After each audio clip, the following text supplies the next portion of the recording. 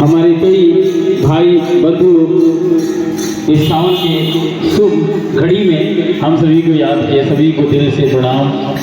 अजीत सिंह है छोटा सा मेरा नाम।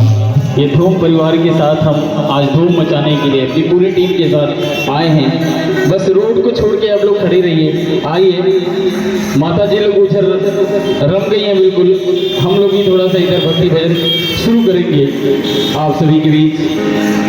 बहुत बहुत धन्यवाद मैं धूम सागर जी को भी दूंगा जिन्होंने मुझे याद किया और मुझे लगा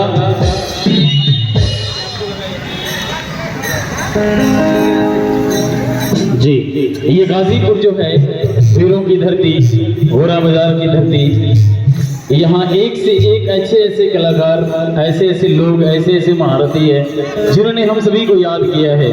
जितने भी आगंतुक हैं आप लोग जगह लेके बैठ जाइए। हम आप सभी के बीच भजनों और गीतों का एक संग्रह, एक माला लेके उपस्थित हुए हैं। आइए